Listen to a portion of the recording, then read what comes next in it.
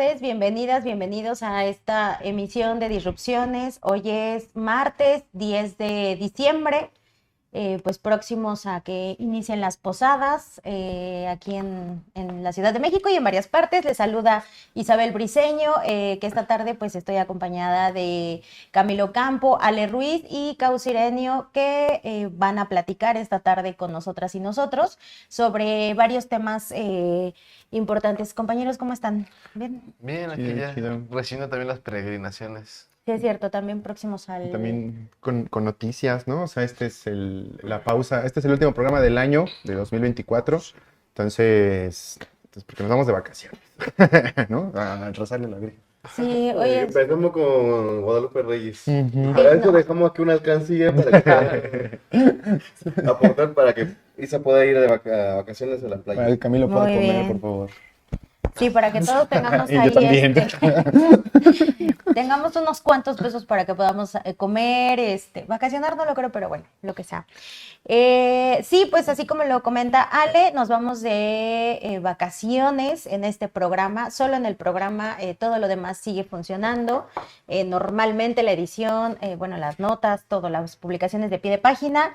Les avisamos que pues veremos qué pasa el siguiente año, ¿verdad? Pero pues esta tarde, noche, vamos a platicar con Camilo sobre el tema del Airbnb. Échale, Camilo. Pues sí, justamente hablando de temas vacacionales, pues si van a salir, pues no, hay que tratar de no utilizar Airbnb porque justamente ese es un problema que ya hemos estado tocando, que pues afecta al encarecimiento de la vida, la gentrificación, pero justamente ese es el tema, ¿no? En México, en la Ciudad de México se legisló que no se pudiera ocupar durante el 50% de las noches del año, pues estos lugares como hospedaje. Sin embargo, Airbnb junto con otras aplicaciones han estado empezando a difundir algunos estudios, en el que pues afirman que este tipo de establecimientos que son para hospedarse de manera breve, pues no afectan, ¿no? Sino que incluso benefician al comercio local, benefician a los pequeños empresarios, cuando pues hemos visto que no, que hay miles de personas que han sido desplazadas en la Ciudad de México, aquí en la Roma solamente, ¿no? Porque se han estado construyendo edificios para que sean funcionales para Airbnb. Y justamente Airbnb lo que está buscando con ese tipo de promociones que hacen con respecto a las implicaciones que tienen es buscar desmantelar esta legislación. Bueno, están buscando las maneras, al igual que lo han hecho en Europa y en otros países, que de salirse con la suya. De salirse con la suya y darle la vuelta al problema, ¿no? Afirmando que ellos no tienen como ninguna implicación en problemas de gentrificación, encarecimiento de la vida, que ellos son los que van a mover casi a los vecindarios, ¿no? Y pues ese es el tema con los señores Airbnb. Pues, ¿qué más van a decir, verdad? No, pues qué más van a decir. Pero es muy, muy curioso, ¿no? O sea, porque hicieron un estudio similar en Barcelona, como comentaban en la nota, en Francia, en Europa. Y pues no, o sea, no sé, o sea, es lo mismo que hacen como estas empresas de ultraprocesados u otras más, que sacan sus estudios a modo para decir, nosotros no somos el problema es el Estado, pero no dicen que ellos están infiltrados en el Estado. Sí, para justamente es lo que dicen, ¿no? O sea, que la gentrificación y el encarecimiento depende más del acceso a la vivienda y de otros temas que también hemos tocado en pie de página, pero pues hay que ser sinceros, ¿no? Airbnb sí gentrifica los lugares a donde llega. Es un debate, yo creo. O sea, no porque esté a favor de Airbnb, pero creo que el concepto de gentrificación luego se usa muy arbitrariamente para decir que todo es gentrificación y a lo mejor no, ¿no? O sea, pero creo que sí es un problema muy grande. Pues empieza a modificar los espacios. Sí, es que yo participé en el estudio, nada. Es que Alejandro siempre de Colega de... El abogado del diablo. Hoy ando filoso. Colega de Manuel y de Scofi, yo creo, ¿verdad? No, sí. Yo sí, un saludo. Sí, es abogado. Sí eres abogado, ¿no? No. Estudió. Estudié para ser abogado, pero no soy abogado. No acabaste. No acabé, afortunadamente. Afortunadamente. Me retiré a tiempo. Bueno, pues después de esta información del Ale. Bueno, yo aquí sobre su vida académica, porque nos vamos a entrevistar a una abogada al rato, ¿no? Entonces, pero bueno. Isa, a ver, qué mal, perdón. Pues bueno, otro tema que traemos para esta semana es el que nos va a platicar Cau sobre un decreto que firmó la presidenta Claudia Sheinbaum. Cau, cuéntanos sobre qué es este decreto. Vamos rápido porque ese es el día de rápido, como el día de remate. Tenemos 7 minutitos. Fíjese que nada más que el día de hoy, la conferencia mañanera o la conferencia del pueblo, se firmó el decreto por el cual se crea esa coordinación de, presidencial para los planes de justicia y planes de desarrollo de los pueblos y comunidades indígenas.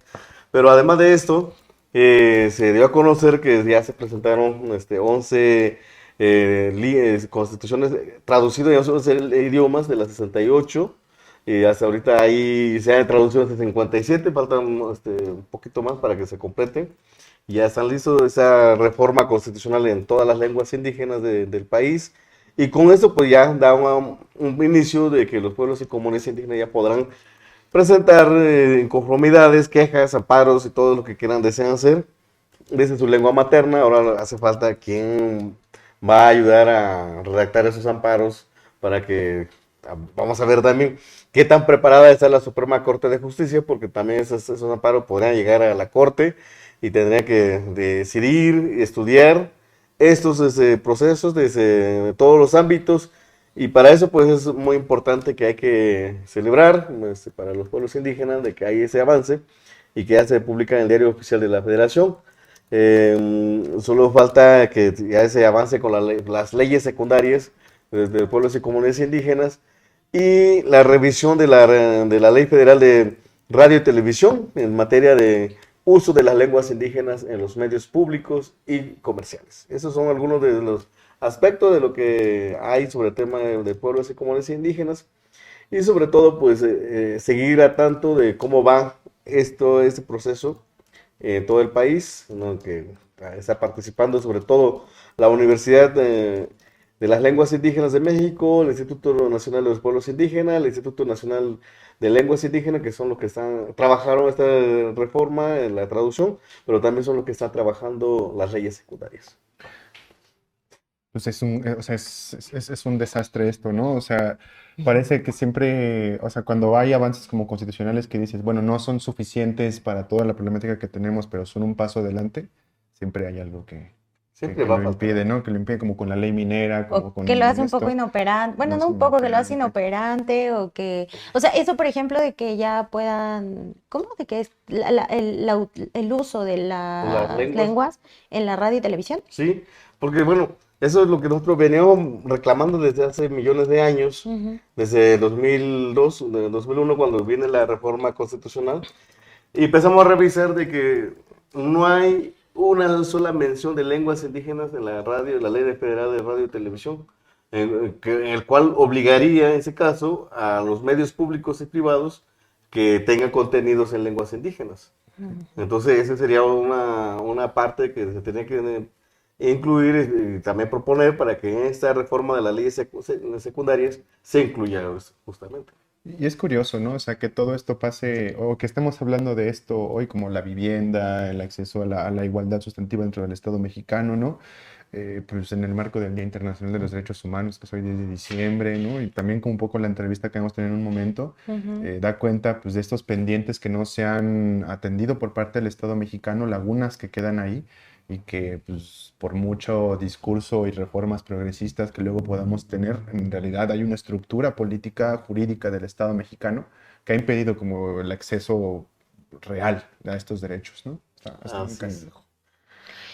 Pues sí, como lo comentas, vamos a tener hoy una entrevista con la abogada del Instituto Mexicano de Derechos Humanos y Democracia, Verónica Garzón, sobre pues este tema que ha sido polémico en estos días desde antes, pero digamos últimamente volvió a recobrar relevancia, ¿no? Por este fallo que hizo el juez, perdón, un juez a favor, digamos, de Diego N., este joven ex estudiante, ¿verdad? Ya no es estudiante, está ahorita detenido en el reclusorio, ¿no? ¿En cuál? ¿En el En el norte? reclusorio Oriente. En el oriente. Y pues este joven que violó los derechos Así es, derechos ¿no? también de sus compañeras, son 8, ¿verdad? Ahorita Vero nos va a explicar un poco más, pero pues bueno, el caso es que de estos casos que están abiertos, 2 falló a favor de Diego y entonces pues a pesar de que se encontraron, de que el iPad estaba en su posición, esta iPad en donde tenía videos y imágenes creadas con inteligencia artificial, miles, ¿no? Son más de Sí, 100. igual si quieres como para recapitular los datos, ¿no? Una nota que publicó Andrea Maya justo el día de la sentencia que dio este juez de Superior Oriente, ¿no? Son estos datos, ¿no? O sea, al momento de su detención, que fue en 2023, las Exacto. autoridades encontraron en posesión de Diego un total de 166.900 fotos y más de 12.000 videos, ¿no? En este iPad. Todo este material consistía en imágenes de mujeres desnudas, que eran sus compañeras de clase, y la mayoría habría sido modificada con inteligencia artificial. Y por eso por eso este juicio, no porque sea menor, pues, los otros juicios, pero este juicio era paradigmático hasta cierto sentido, porque se iba a aplicar por primera vez la ley Olimpia a un caso donde se exponía la violencia, o sea, se exponía la vulnerabilidad de las mujeres, un caso de violencia digital, pero también con el uso de herramientas tecnológicas, y pues sienta un precedente bastante mal este juez Francisco Salazar Silva al emitir estas dos sentencias, que ya lo decía Isa, hay 6 carpetas de investigación que siguen activas. Una de ellas, a lo mejor ahorita Verónica nos podría comentar más, pero una de ellas es por el delito de trata de personas, no solamente por estos delitos, digamos, que tienen que ver con vulneración de la intimidad, ¿no? Que entiendo que es eso. Pero creo que por ahí ya vemos a Verónica. Entonces, pues Verónica, ¿cómo estás? Verónica Garzón, abogada del Instituto Mexicano de Derechos Humanos y Democracia, y aquí te saludamos, ya estamos aquí al aire, y pues, no sé, ¿cómo ¿Nos estás? escuchas bien, verdad, Verónica? Sí, sí, perfecto. ¿Ustedes a mí? Sí, Perfecto. también, muy bien. Oye, Súper. pues Bueno, pues hola. Mucho gusto a todas. igualmente, bienvenida a Disrupciones. Y pues a mí me gustaría entrarle a este tema preguntándote, pues ahora sí que qué falló. O sea, la ley Olimpia reconoce, bueno, fue aprobada, ¿no? En el 2020 y reconoce la violencia digital como un tipo de delito que puede sancionar con multas económicas y con prisión. Pero ha habido bastante polémica alrededor de qué fue lo que falló, digamos, en este fallo a favor de Diego N., pues ya que, como ahorita mencionaba Cau en su nota, pues pareciera que hay vacíos legales o cosas que se pueden interpretar o no interpretar de acuerdo al caso. Y pues han habido señalamientos en donde se ha puesto sobre la mesa el tema que como era la primera vez que se iba a aplicar, pues hay varias, pues incluso términos legales que incluso, bueno, sí, que no juegan a favor de las víctimas, ¿no? Entonces me gustaría preguntarte eso, Verónica, tú que desde tu perspectiva como abogada, ¿qué es lo que consideras que faltó en esta sentencia, al menos en este fallo? Uy, pues creo que inicialmente diría que perspectiva de género por parte de las autoridades, desde el inicio hasta el final, ¿no? O sea, incluso hablando de el propio juez, si nos remontamos desde los inicios de las investigaciones, pues desde ahí es desde el momento en el que las autoridades tienen esta obligación de investigar con perspectiva de género, y lo cierto es que, pues, no se hace, ¿no? En temas tan nuevos, que en realidad no son tan nuevos si lo vemos, pues prácticamente, ¿no? Pero lo cierto es que sí, las autoridades todavía no están capacitadas en temas de violencia digital en absoluto, ¿no? Entonces, cuando llega un caso así, por supuesto que no están preparadas institucionalmente, ¿no? Para poder hacer todos las gestiones que se requieren en materia de tecnología para poder, pues, probar el delito, ¿no? Porque al final, pues, el Ministerio Público es quien tiene la obligación de probar que sucedió ese delito. Ahora, el tema específico del caso es que justamente como mencionabas, no se reconoció que existiera responsabilidad o no se reconoció que hubiera un vínculo entre el iPad donde estaban todas esas imágenes y videos, contenido sexual generado con inteligencia artificial, y el imputado, ¿no? El Diego N. Entonces, ese vínculo, para que tú tengas un delito, tú tienes que tener, pues, un acto, ¿no? Un hecho que es presuntamente constitutivo de delito, una persona y pues el nexo entre la persona y el delito, ¿no?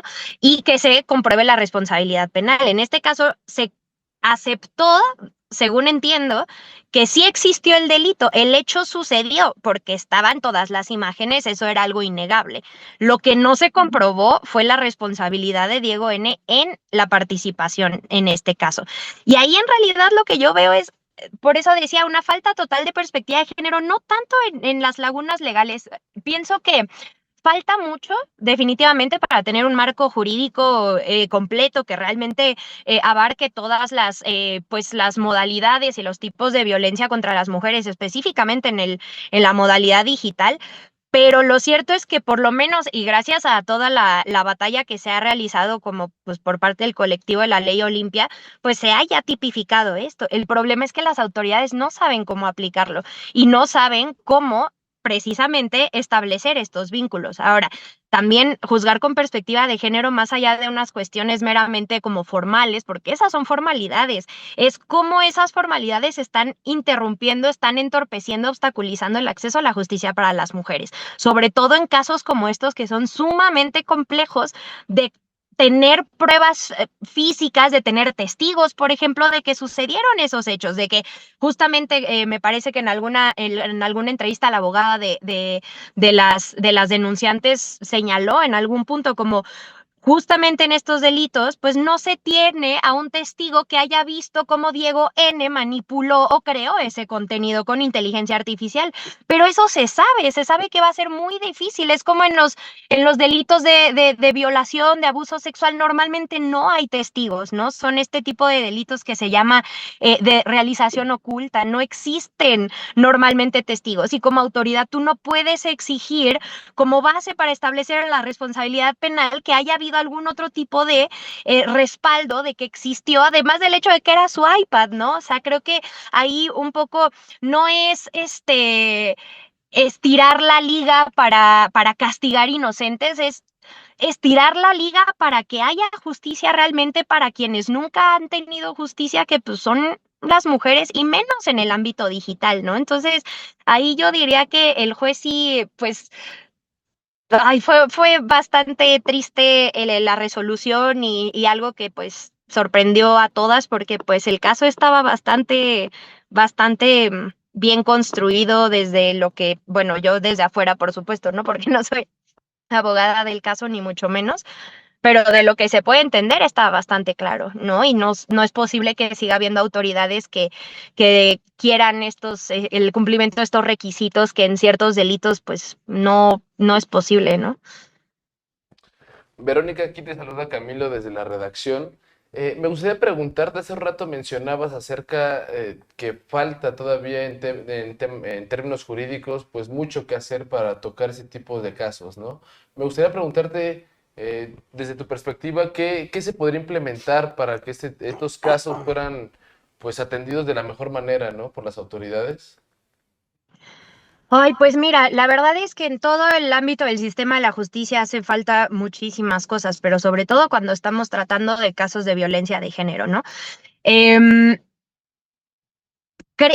no creo. Definitivamente se ha gastado muchísimo dinero en capacitaciones y talleres para las autoridades del sistema de justicia. Jueces y juezas tienen de verdad un historial así, te pueden presentar horas y horas y leer diplomas de cursos y talleres que tuvieron en temas de perspectiva de género, en temas de delitos sexuales, en temas de delitos digitales, etcétera. Y lo cierto es que hasta el día de hoy no ha habido un solo avance en eso, ¿no? O los avances son meramente pues marginales. La cuestión aquí es precisamente dónde se están gastando todos los recursos, por qué no se está llegando a un resultado o no se está midiendo para nada que no se está llegando a un resultado. Y sobre todo después de eso, es por qué sigues gastando el dinero en eso, ¿no? Porque se sigue gastando en capacitaciones y talleres. De hecho, un informe que hizo, una investigación que hizo el Frente Nacional Solidaridad, creo que es justo el de la colectiva que lleva el acompañamiento y el respaldo pues de Olimpia y de toda la lucha de la ley Olimpia, sacaron justo en cuanto, o sea, ¿a qué le destinan más esfuerzos en temas de, pues para avanzar en temas de justicia y de acceso a la justicia para las mujeres víctimas de violencia digital, ¿no? Y la gran mayoría en los resultados vas a ver que son capacitaciones y talleres, y no puede ser que tengas 100,000 capacitaciones y talleres para cada autoridad y tengas resoluciones como esta. Algo está mal, ¿no? Entonces, teniendo esa, digamos, esa evaluación, la verdad es que por lo menos nosotras, por ejemplo, desde el instituto donde pues trabajamos, que llevamos ya muchos años acompañando casos de víctimas denunciantes, sobrevivientes de violencia de todo tipo, violencia de género, es el hecho, no solamente la falta de conocimiento, pero también una renuencia total de las autoridades a aplicar los estándares nacionales e internacionales, que al final autoridades hasta el día de hoy siguen diciendo que no tienen por qué aplicar la perspectiva de género porque es discriminatorio en contra de los hombres, ¿no? Esa es una clásica que nos mencionan en audiencias hasta el día de hoy. Y entonces ahí es cuando nos preguntamos realmente, pues, en qué se han ido a la basura todos esos millones, ¿no? Gastados en capacitaciones porque, pues, se echan frases así que hablan de todo un bagaje, ¿no? Patriarcal de cómo aplicar la justicia en el país. Entonces, ¿qué hace falta? Por supuesto que hace falta, no, bueno, hacen falta mecanismos de monitoreo y evaluación de las autoridades del sistema de justicia, específicamente de los jueces y juezas, porque pues han sido históricamente poco transparentes en su actuar. Muy pocas veces se sabe realmente lo que está sucediendo dentro de las audiencias, lo que están decidiendo los jueces, más allá de lo que sale en medios, ¿no? Porque luego, si sacas algo, te acusan de estar ventilando información que solamente debería de estar en el proceso penal. Entonces, ha habido muchas cuestiones sobre temas de falta de publicidad, falta de transparencia, y ahí es donde yo pondría el dedo, ¿no? Definitivamente hace falta que exista unos mecanismos de monitoreo y evaluación, una autoridad que esté evaluando constantemente y que sea independiente al propio Poder Judicial, porque el problema es que el Poder Judicial, hasta ahorita por lo menos, tiene su propio, en el Consejo de la Judicatura, ¿no? De cada estado o el Consejo de la Judicatura Federal, están encargados de analizar, por ejemplo, si se mete alguna queja en contra de alguna autoridad jurisdiccional, pues revisan si incumplió con sus labores y aplican sanciones. Y lo cierto es que al día de hoy no se sabe o no se tiene certeza porque es sumamente compleja ese mecanismo como de sanciones. No se sabe cuántas sanciones tienen los jueces, por ejemplo, específicos. Tú no lo puedes buscar de esa forma. No hay manera de encontrar, por ejemplo, por falta de perspectiva de género, cuántas sanciones o cuántas quejas se metieron en contra de las autoridades. Entonces, eso claramente y la falta de transparencia hace que sigan sucediendo actos como estos en total impunidad, porque lo cierto es que ya a estas alturas no debería de suceder algo así, y menos una cuestión como tan grave y tan histórica que representaba también esta sentencia, ¿no? Bueno, este caso específicamente. Justo como mencionabas, no es porque los demás no sean importantes, es porque aquí estábamos hablando además de un tema sumamente eh, eh, coyuntural, como es el tema de la inteligencia artificial y las violencias que se generan a través de esta herramienta, ¿no? Entonces, también pensaría en pues que se apliquen estas sanciones, más allá del monitoreo y de la evaluación, que realmente haya sanciones a las autoridades y que eso implique pues que salgan del cargo cuando se está viendo la total ineptitud para juzgar con perspectiva de género. Y pues eso es algo que claramente no hay. También en este sentido que comentas, ¿no? O sea, hay como toda una discusión pública, antaña también, y un poco son las valoraciones que también Andrea recupera en la nota que publicamos, sobre si es suficiente como estos canales de denuncia formal para poder acceder a la justicia, ¿no? Sabemos pues estos impedimentos que existen y esta falta de capacitación, opacidad que hay dentro del Poder Judicial para poder juzgar con perspectiva de género, pero también en parte, o sea, y es una valoración ahí como agridulce, porque si en parte llegó esto a estos canales judiciales, fue por la presión de las colectivas, por el acompañamiento político, acuerpamiento que hubo por parte de otras mujeres y otros colectivos, ¿no? Preguntarte qué otros mecanismos pudiera haber en tu valoración, no solamente como abogada, sino con alguien que tiene esta perspectiva también feminista o que atiende las violencias de género, para poder acompañar esto y para poder acceder a justicia, y pues qué es lo que deberíamos de estar impulsando como sociedad en ese sentido, ¿no? Creo que también el problema ahí ha sido históricamente, pero sobre todo en estos casos, las reparaciones del daño, ¿no?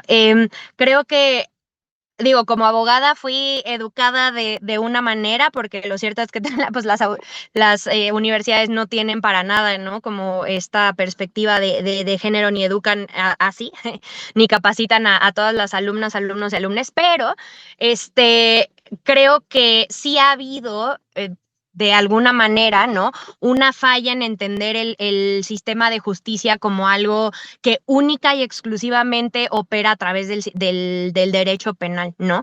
Y te enseñan que esa es la única forma y que si quieres resolver tus conflictos, que si tienes alguna queja, tienes que ir a denunciar y la cultura de la denuncia y ve y acércate a las autoridades. Perdón, pero ¿con qué seguridad va a ir a una mujer o una persona históricamente discriminada a una institución que la ha discriminado, ¿no? O sea, con qué herramientas también, ¿no? Se acerca una autoridad que constantemente va a ejercer todos los mecanismos que puede pues, para evitar que accedas a la justicia, ¿no? Lo cierto es que por lo menos en los últimos años y desde siempre, pues, pero incluso ahora que ya hay más vías como para la denuncia y demás, y las denuncias han sido mucho mayores, aún así el 90% de las mujeres no denuncia los delitos que ocurren en su contra y mucho menos los delitos sexuales, que son casi los que permean, ¿no? Como bueno, en las mujeres.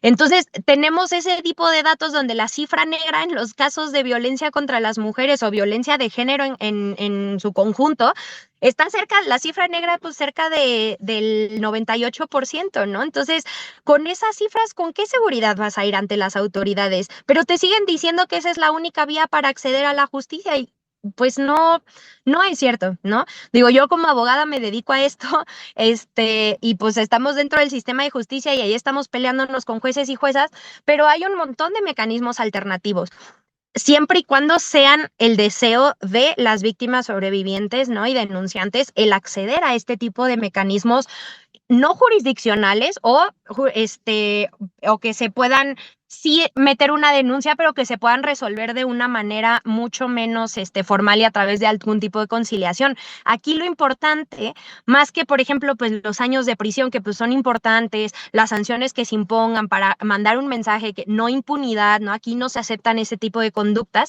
es cómo le reparas el daño a las víctimas. Y eso es algo que el Estado no se ha hecho cargo, y menos los agresores, ¿no? Los agresores fácilmente lo que sucede es, dicen, yo no tengo recursos económicos, porque se considera que la reparación del daño es algo meramente monetario, donde tú dices, bueno, y esto es una práctica común, págale a la víctima 100,000 pesos, que constituyen lo que más o menos son 2 años de terapia, y con eso ya está la reparación del daño. Y pues eso no funcionan así los procesos de reparación, ¿no? Y menos una reparación integral. Entonces, para hablar de mecanismos alternativos, tenemos que hablar de conceptualizar la reparación integral del daño, por lo menos colocarla desde una visión muy distinta a la que se ha estado utilizando hasta ahorita, que es la monetaria, ¿no?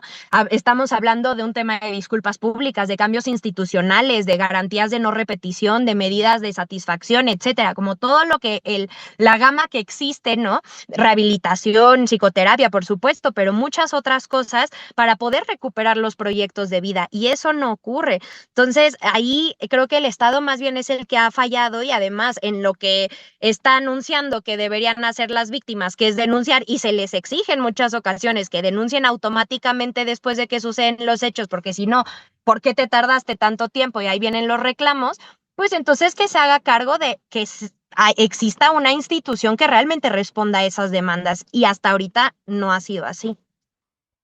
Gracias. Bueno, ya por último me gustaría preguntarte, agradeciendo tu tiempo, bueno, vi algún dato en donde un medio de comunicación MX dice que se han presentado en la Ciudad de México 3,750 denuncias por delitos contra la intimidad sexual desde 2020, aunque solo el 6% de los casos han sido judicializados, ¿no? Lo que nos estás platicando ahorita un poco. Y pues bueno, hay otros datos como que en la delegación Cuauhtémoc es en donde hay mayor cifras de estas denuncias, seguido de Iztapalapa y de Álvaro Obregón. Entonces, a mí me gustaría preguntarte dos cosas breves. Bueno, una, si consideras que que se debe de trabajar. Ahorita mencionabas que sobre la reparación del daño y todos estos aspectos, pero pareciera que también no, o sea, que esperamos solamente llegar a este papel, a este punto de la vía penal, pero bueno, también es necesario pues explorar otras alternativas como la administrativa, la laboral, la civil o la escolar, es decir, pues esta parte de no esperar a llegar hasta estas últimas consecuencias en donde queremos que se haga justicia mediante una sentencia, ¿no? O una pena, algo punitivista, pues, sino pues esta parte otra vez de la prevención y para no llegar, de la educación, ¿no? Para no llegar hasta este punto. Si consideras que en esta parte, entonces, hablando de las fallas, también hace falta la vinculación con expertas, ¿no? Con personas y colectivas expertas. Pero,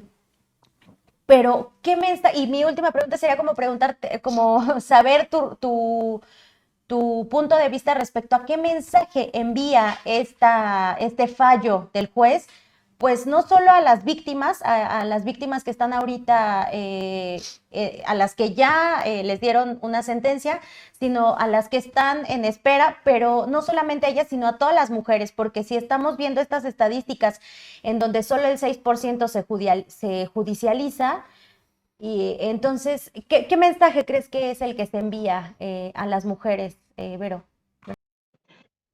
Uy, pues el mensaje clarísimo es que estas conductas están permitidas y están siendo avaladas por el Estado, ¿no?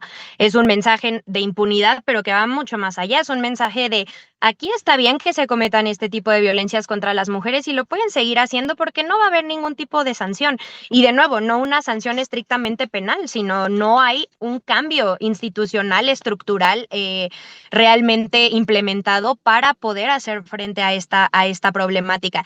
Y además, el problema también es el reconocimiento de que existe una problemática, porque aún se sigue sosteniendo el mensaje de que son unas cuantas personas las agresoras, que no son todas, y por supuesto que no son todas, pero sí hay una cultura, ¿no? de violencia, súper interiorizada en todas las personas que, por supuesto, facilita, y más en entornos, escolares, con adolescentes, y te vas a entornos de mucha mayor, vulnerabilidad, de perfiles mucho más, discriminados, y ahí aumenta mucho más, ¿no? Entonces, ahí el mensaje justamente es que no va a haber ninguna consecuencia y que es algo aislado y que podemos continuar y no pasa nada, ¿no? Y lo cierto es que no es aislado, es sistemático, es generalizado y está siendo permitido por el Estado. De muchas formas se manda ese mensaje.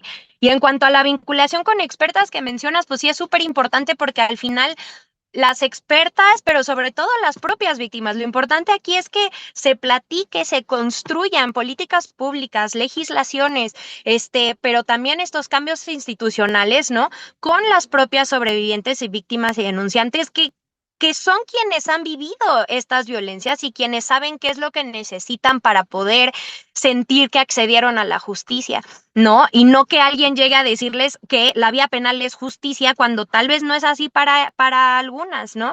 Esas imposiciones pues claramente vienen desde la estructura pues patriarcal, que no permite, de nuevo, no permite que se llegue a nada. Y sobre otro tipo de vías, pues también el tema es como en este caso, ¿no? Hablando de Diego N., pero que se puede trasladar a otro tipo de instituciones. ¿Cómo le hace una institución educativa de ese nivel, que es tan grande, que tiene tantos alumnos y alumnos, para prevenir que sucedan este tipo de cosas y para garantizar que no se repita después de algo así, ¿no? ¿Y qué está haciendo para pues para sancionar también a los propios agresores? Entonces, creo que aquí la importancia es no solamente en aplicar la ley, sino en escuchar a las propias víctimas, qué es lo que quieren, qué es lo que necesitan y qué es lo que tienen que decir, porque lo que el Estado está diciendo es que no se va a poder por ahí, y creo que ese es un mensaje bastante desalentador para todas. Esperamos volvernos a encontrar en algún momento por acá. Agradecemos mucho tu tiempo, poder conversar contigo, Y pues nada, nos encontramos en una siguiente ocasión. Ojalá. Muchísimas gracias. Gracias. Gracias. Bye. Hasta luego. Pues así es, o sea, como lo dicen, no solamente pasa en las escuelas, es un tema bastante importante porque pues muchas mujeres lo están viviendo, lo han vivido y no solamente en el ámbito escolar, sino, o sea, eran cosas que igual se normalizaban, ¿no? Pasarse fotos, ahora se han agregado algunas cosas como que pues si se comercializa ya tiene un mayor peso, ¿no? Pero pues bueno, creo que como se estaba platicando acá, sí es importante escuchar a las víctimas y hacer conciencia, ¿no? O sea, todos, todas, porque pues tanto acá es la cuestión de quien comete esta falta, este delito, pero también pues no sé, las mujeres cómo nos relacionamos, desde dónde, ¿no? No. Creo que también tenemos que hacer conciencia de, pues, fijarnos, no sé, es que es muy complicado también ese complejo, tema, ¿no? sí. O sea, es como decir que si una tiene la culpa, no, obviamente no, pero sí escuchar nosotras, porque en este sentido de las fallas sí ha discutido mucho esta cosa de que faltó, porque no se conoce y entonces, también otra cosa como que se hacen estas, se aprueban estas iniciativas de ley rápido como para quedar bien y decir, sí, estamos apoyando, ¿no? A las mujeres, hoy, por ejemplo, me tocó escuchar mucho así como, sí, todas con la ley Olimpia y la fregada, pero pues en realidad hay muchos cuestionamientos que están de fondo y que no se están escuchando estas voces que son necesarias para que se abone a que realmente haya pues sanciones, ¿no? Una vez que ya se cometió, pero también la prevención desde los hogares y desde las instituciones educativas, desde todos los lados, ¿no? Sí, temota. Sí, sí, así es, pero bueno, pues esperemos que haya esta reflexión en los hogares, en las familias, y pues nada, ¿qué más nos queda por decir? Pues, Feliz Navidad. Sí, feliz Navidad. sí, Feliz Guadalupe Reyes. Feliz Guadalupe Reyes, feliz A mañana. Navidad. Feliz Guadalupe, ¿no? Y pues también Sí. invitar a la gente a que pues done a la cooperativa de pie de página. Los datos aparecen aquí abajo en la transmisión. Hoy es una pausa que hacemos de este programa Disrupciones por vacaciones, entonces vamos a regresar renovadas, pero pues, la verdad es que vamos a iniciar en esta semana y de aquí a que acabe el año una campaña de financiamiento porque pues hay que apoyar el periodismo independiente como este y necesitamos fondos, ¿no?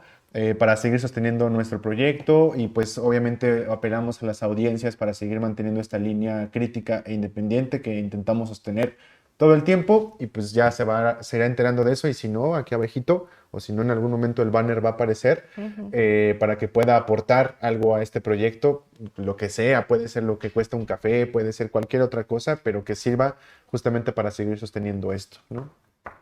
Pues así es. Compañeros, no me queda más que agradecerles por todos estos, a Alexis que también ha estado, a Luciana, a todo el equipo de pie de página por todo este año, no solamente en Disrupciones, sino en general, ¿no? O sea, todo este año en pie de página, pues son momentos en donde hay que hacer pausas, seguir trabajando, ¿no? Se hace pausa acá, pero hay que seguir trabajando, como ya lo decía al inicio del programa. Y pues nada, muchas gracias a todos, a todas. No se olviden que también tenemos la cápsula ahorita de la comisión, que en realidad pues es un informe que se realizó ahí con infancias, así que véanlo. Hay datos importantes sobre dibujos que hicieron las niñas, los niños y qué datos arrojaron estos dibujos que realizaron. Así que pues bueno, nos vemos el siguiente año, parece, ¿no? Así es, 2025, felices fiestas a Así todas, es, ya sea todos. por en línea, escribiendo, en fotos, como sea, ahí nos veremos. Bueno,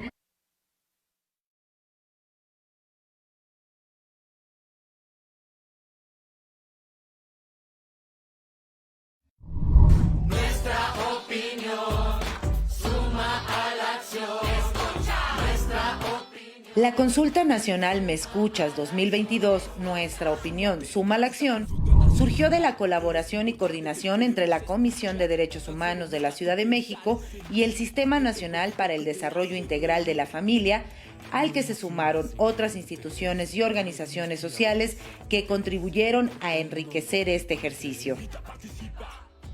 La participación libre, abierta, informada y voluntaria es el principio central de la consulta, promoviendo en niñas, niños y adolescentes experiencias de participación para aportar su opinión en la toma de decisiones.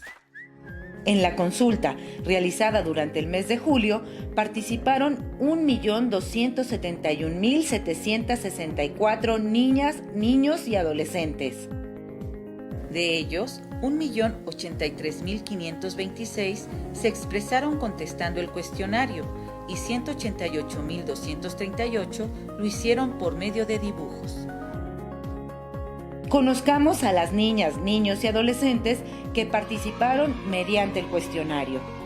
7 de cada 10 de ellos viven en México y 1 de cada 10 participó desde otros países. En el Estado de México, Puebla y la Ciudad de México se dieron los mayores porcentajes de participación. Más de la mitad se reconocieron como niñas, como niños el 46.4% y 1.09% se identificó como otro.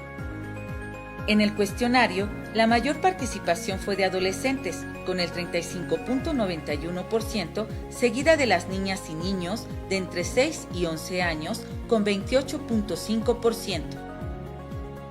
El 1.89% de todos los que participaron dijo vivir con alguna discapacidad, casi la mitad con discapacidad visual y cerca del 20% con discapacidad intelectual, además de alguna otra. El 8.68% de niñas, niños y adolescentes dijeron que ellas, ellos o alguna persona integrante de su familia son hablantes de una lengua indígena, de las cuales destacan el náhuatl seguido del mazahua. La mayor parte de niñas, niños y adolescentes que contestaron viven en un pueblo y el resto en ciudad, rancho o ranchería. 9 de cada 10 viven con su mamá, papá o alguna persona integrante de su familia. Ahora conozcamos a las niñas, niños y adolescentes que expresaron su opinión a través de la elaboración de dibujos. Se recibieron 188.238 dibujos, ubicados en 2 grupos de edad, de 3 a 6 años, el 61.75%, y más de 7 años, el 36.26%. 9 de cada 10 niñas, niños y adolescentes que participaron por medio de sus dibujos viven en México. Las entidades federativas de donde se recibió una mayor cantidad de dibujos fueron el Estado de México, Puebla y la Ciudad de México. De ellos, el 1.19% dijo vivir con alguna discapacidad, principalmente intelectual, visual y motriz, aunque también fueron mencionadas otras. 8 de cada 10 de quienes mandaron dibujos dijeron que ellas, ellos o alguna persona integrante de su familia hablan alguna lengua indígena, principalmente el náhuatl, seguido del totonaco, el mixteco y mazahua. Agradecemos profundamente la confianza de las niñas, niños y adolescentes por expresarnos su opinión respecto a lo que piensan, sienten y opinan sobre los temas que son de su interés y que les afectan. Muchas gracias a todas y todos.